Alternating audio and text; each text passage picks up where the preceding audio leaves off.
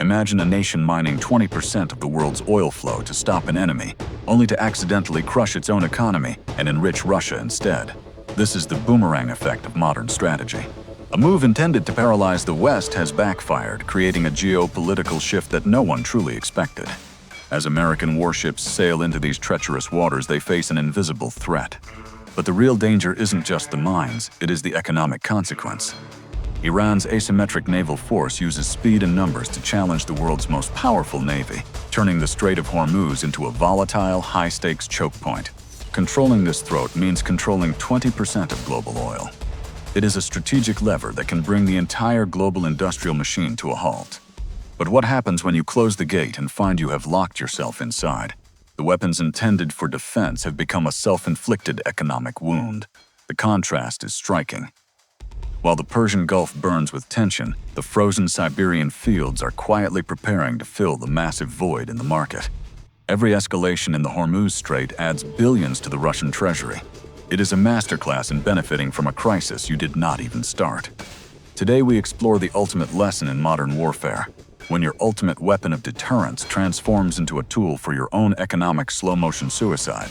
The strategy was simple. Plant the mines, stop the tankers, and force the world to negotiate. But nature had a very different plan for these explosives. Bottom currents in the Gulf are notoriously unpredictable. These insidious dangers are drifting away from their targets, creating a chaotic and uncontrollable minefield for everyone. From the jagged cliffs, Iran deploys its anti-ship missiles. These low-cost, high-impact weapons are designed to turn the strait into a literal maze of death. A single missile costing $20,000 can threaten a multi-billion-dollar carrier.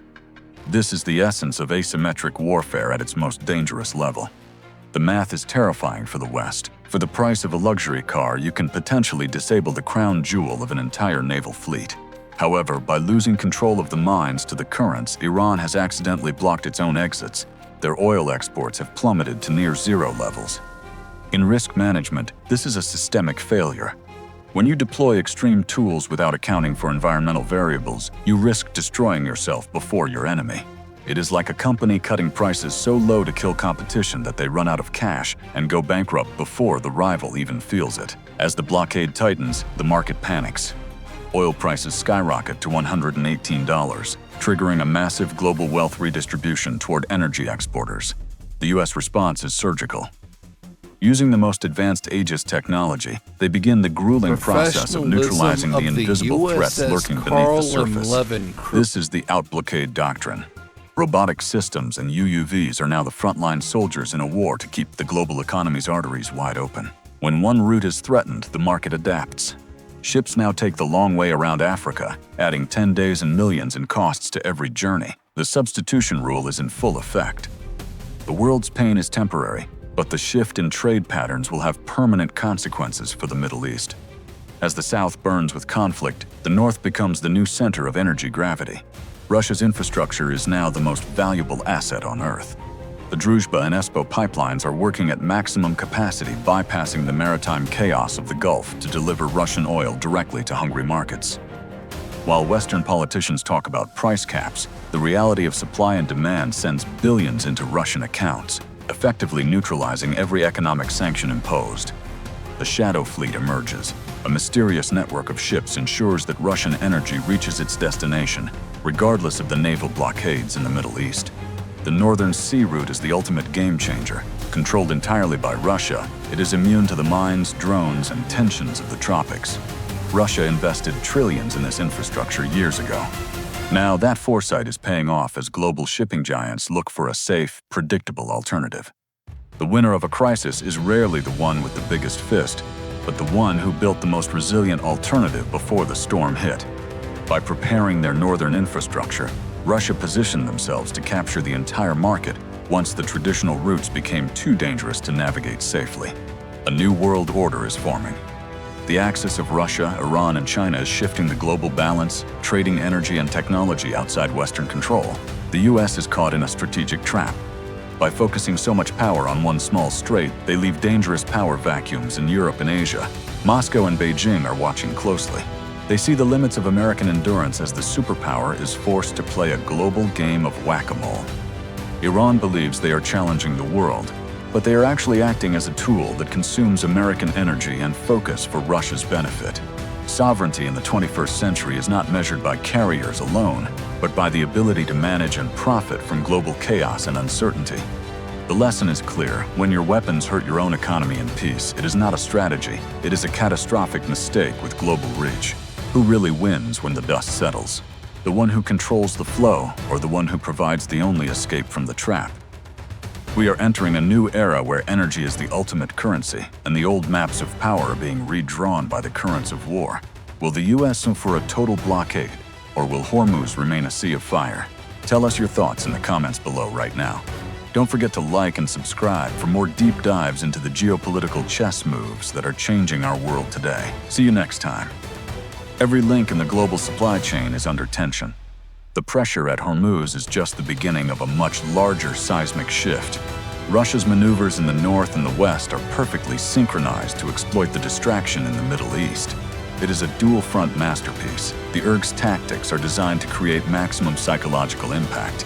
They want the world to fear every square inch of these vital waters.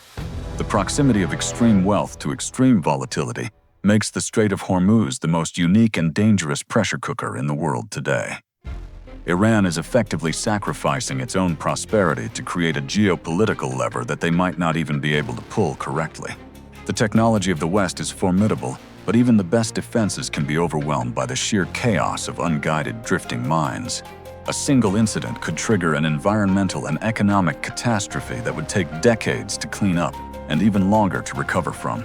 Negotiations are failing because the stakes have become too high for any side to back down without losing their global standing and face. The compass of global trade is being recalibrated. The old routes are broken, and the new ones lead directly through the heart of Eurasia. Cyber warfare is the silent partner in this conflict, as states try to sabotage each other's energy distribution networks without firing a single shot. This is the potential future of the Hormuz Strait, a graveyard of old ideas and failed strategies that once dominated the global energy market.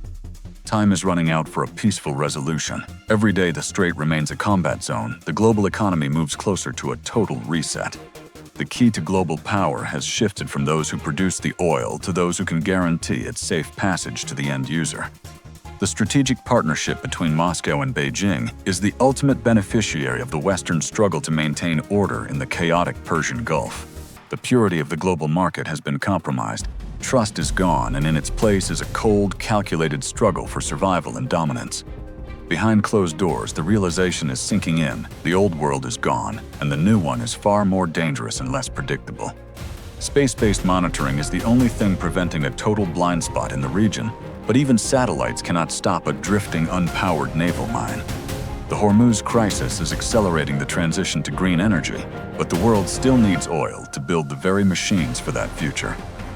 Russia is that lighthouse in the current global storm, providing a steady, if controversial, source of stability for the energy-starved nations of the world. In the game of geopolitics, the master is not the one who creates the chaos, but the one who can profit from it the most. The arms race of the 21st century is being tested right now in the waters of the Gulf, and the results are surprising every military analyst. While the world focuses on destruction in the south, construction in the north continues at an unprecedented pace, building the infrastructure of tomorrow's trade. It is a game of encirclement. Iran's move was local, but the consequences are global, and the capture of the market is nearly complete. Every energy source is now a strategic weapon. The desperation of the market knows no bounds as the blockade at Hormuz continues to hold. Innovation is the only way out of the trap, but innovation takes time, a luxury the world's economy simply does not have at this moment. The human cost of these strategic games is often forgotten until the first spark lights the fuse of a much larger, uncontrollable global conflict. The bridge between the East and the West is breaking. Hormuz is just the place where the structural failure is most visible to the world. The inequality of the energy crisis is the new reality. One man's cold winter is another man's golden opportunity for total economic domination. The path forward is unclear. Are we headed for a global resolution or a permanent state of high-intensity, localized energy wars around the world? We've seen the mines, the missiles, and the maps. Now it's time to decide who really holds the power in this new chaotic world order. Every action has a reaction. Iran's small ripple in the Gulf has become a massive tidal wave that has reached the shores of every continent. So we ask you again, who really wins in this game of strategic locking? Is it the one who acts or the one who waits? If you found this analysis valuable, hit the like button and share it to help others understand the complex waters of global geopolitics today. Subscribe to join our community of strategy experts as we continue to tackle the most important stories of our time. Your engagement matters. The world is changing, and we are here to guide you through the darkness. Thank you for watching, and we will see you